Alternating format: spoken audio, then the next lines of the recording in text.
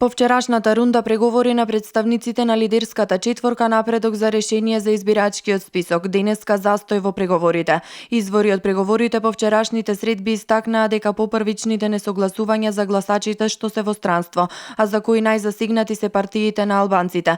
На повидок е решение тие да бидат евидентирани во друг избирачки список или обележани со звездичка. Спорните 176.000 гласачи кои се најчесто иселеници ќе бидат преместени на посебен список со звездичка, додека пак 42.000 кои не беа најдени во ниту една база дополнително ќе се проверуваат, беше заклучокот од вчерашните средби. Евроамбасадорот Иво Орав по кусиот состанок денеска им порача на партиите дека немаат време за чекање. Завршивме за денес, на партиите им е потребно повеќе време за консултации во нивните рамки и Државната изборна комисија. Времето е пари. Европската унија е секогаш на располагање за продолжување на преговорите.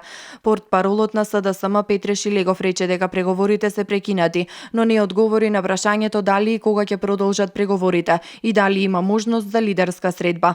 Преговорите се прекинати секогаш кога ќе дојдеме до двете болни теми за ВМРО ДПМНЕ, а тоа се прочистување на избирачкиот список, односно 330.000 спорни записи и регулирање на медиумската сфера. Во тој момент доаѓа до прекин на преговорите од страна на ВМРО ДПМНЕ. Очигледно е дека ВМРО ДПМНЕ бега од фер, слободни и демократски избори. Тие сакаат да има избори по нивниот терк, какви што беа и досега, криминални и крадени. Социјалдемократскиот сојуз тоа нема да го дозволи. Ние го дадовме нашиот збор. Никола Груевски е политичко минато. Зборот е збор. Република Македонија ќе има фер, слободни и демократски избори, рече Шилегов на денешната пресконференција.